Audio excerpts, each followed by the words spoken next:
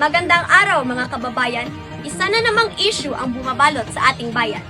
Ngayon, tatalakayin natin ang tungkol sa operasyon ng quarrying sa ating lugar na nagdudulot ng iba't ibang epekto sa kapaligiran at sa kaligtasan ng ating komunidad.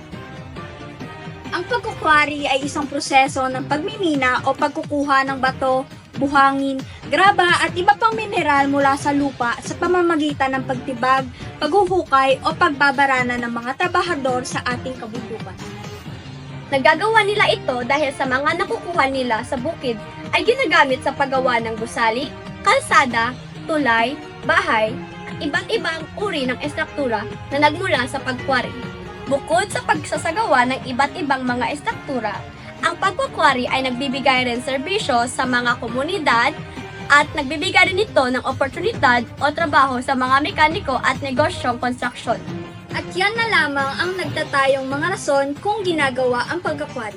Ngunit ang pagkakwari ay may iba't ibang dulot sa atin, mapakalusugan o pangkapaligiran man ito. Narito lamang ang iba't ibang maaaring dulot nito. Maaari itong magdulot ng polusyon sa hangin, dulot ng mga alikabok, at usok na nagmula sa quarry site. Pag-landslide, pagsakit sa baga, nasisira nito ang katubigan dahil sa mga basura o quarry waste at ang pagkasira ng biodiversity at ecological balance. Alamin natin ang buong detalye sa ulat na ito. Salamat, Chilian. Nandito tayo ngayon sa Sitio Samlague, Barangay Santo Angel, kung saan kasalukuyang isinasagawa ang quarry operations, na ayon sa mga residente ay nagdudulot ng malaking pagbabago sa kanilang kapaligiran.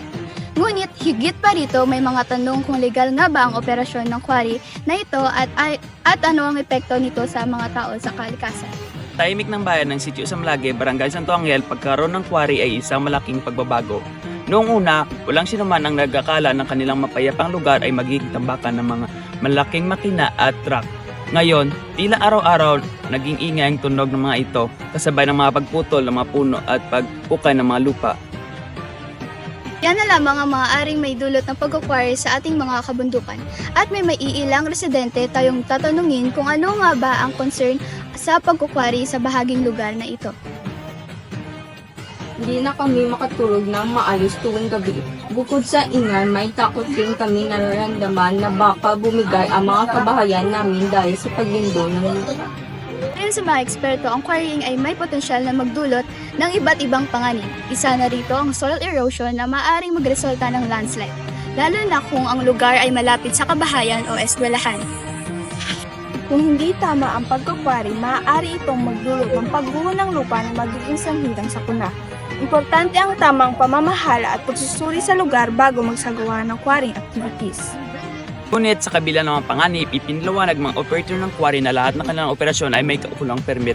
Sumusunod sila sa mga patakaran ng Department of Environment and Natural Resources o DENR.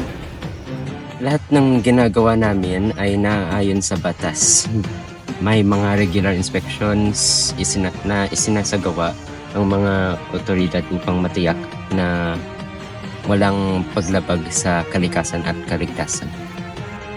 Subalit, hindi lahat ng residente ay kumbinsido sa mga paliwanag ng operator. Ang ilan sa kanila ay naghain na ng reklamo sa lokal na pamahalaan upang maimbestigahan ang legalidad ng operasyon ng quarry. Nangangamba kami sa kaligtasan namin at ng mga bata. Hindi sapat ang mga sinasabi nilang permit. Kailangan naming makita ang tunay na epekto nito sa kalikasan at sa aming buhay.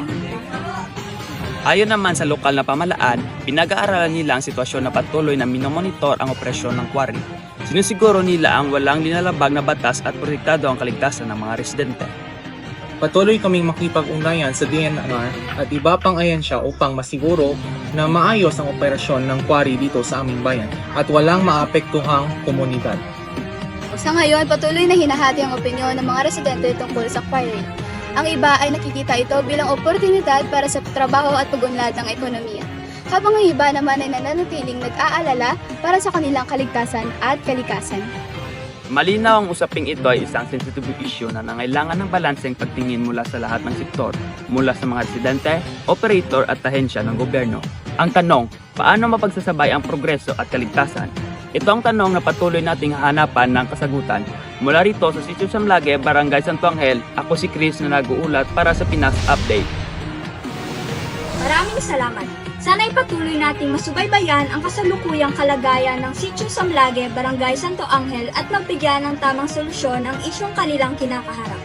Abangan ang iba pang balita sa aming pagbabalik.